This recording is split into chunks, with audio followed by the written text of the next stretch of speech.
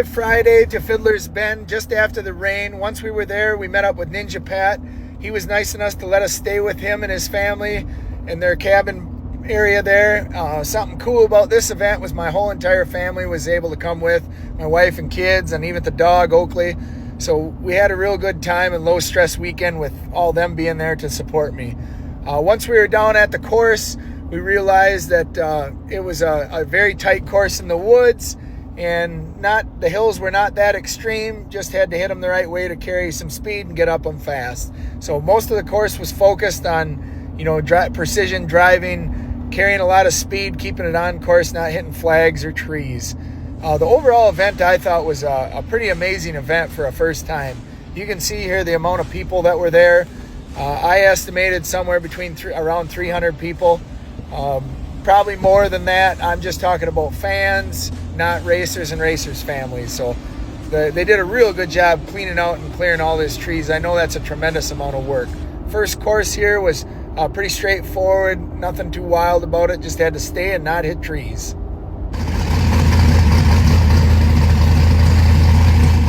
"35 different sizes, and one is just waiting for your rig. The Baja Legend MTZ. All right, we've got Nick Reich on that race line, starting line now.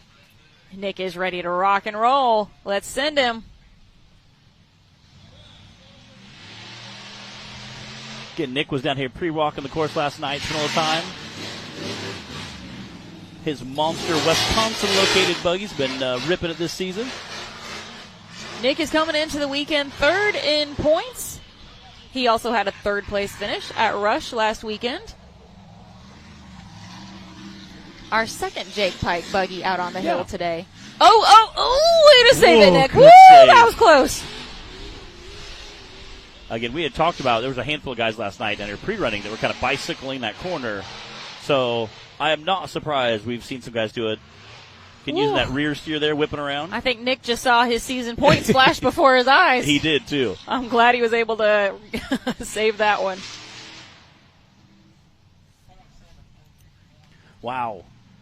That's a 47.231 for Mr. Nick I White. definitely carried too much momentum into that corner and let off my rear steer too early instead of powering around. That was a complete mistake on my end. Very, very frustrating.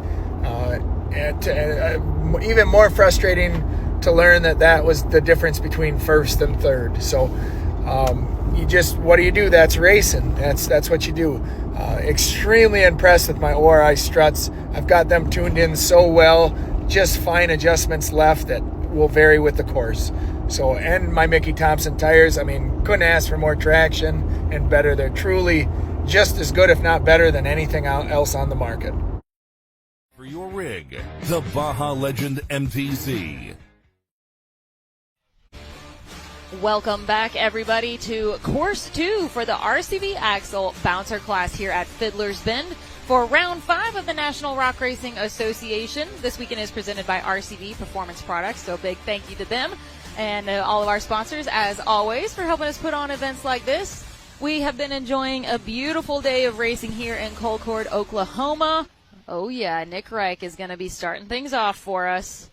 And it sounds like, Tripp, you said he's kind of kicking himself. He had a little bit like a bicycle on course 1. He saved it, finished the course, ended up in that 6th spot, but he might be looking for a little bit of redemption now. Yes, I guarantee you he knows that he needs that top spot to be able to make it on the podium this afternoon. So he's going to be pushing everything. And then so that if he can lay down a top, really fast time, so then everybody in the field is going to be trying to catch him. Oh, yeah. So that's going to be a strategy here for him, but he likes that.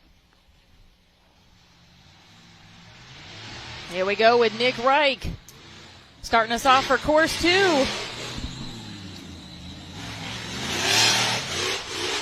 This hill slow. So this course is about 3/4 of the same as it was for round 1. The difference is the hill that they went up, but we just watched Nick kind of just launch himself halfway up the hill. Yep. So they've already got some familiarity with a lot of this course, these drivers do, and right now it's just about finding those places where they can pick up a little bit of time, maybe a fraction of a second or That's all it takes. 1 or 2 seconds. That is all it takes right now, is a fraction of a second to be on the pole or not.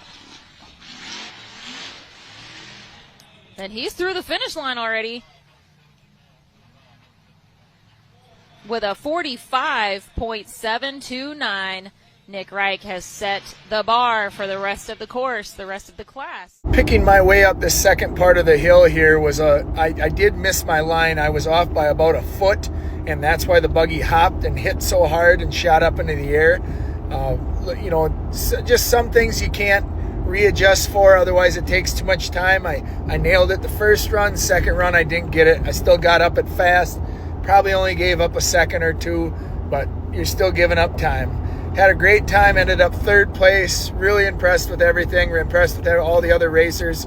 We had our steak dinner at the end on the way home, which is a great time. And these are upcoming events. This weekend we're running our shootout in Neillsville, Wisconsin. After that is Fritz's race there for Outlaw. We're excited to go to. And then we have a new event made by Wicked Events. It's a new promoter that owns the rodeo grounds, putting on all sorts of off-road and auto stuff. I'm really excited to be at these events. He's going to have 2 bouncer events this year. Amazing facility and setup. See you guys there.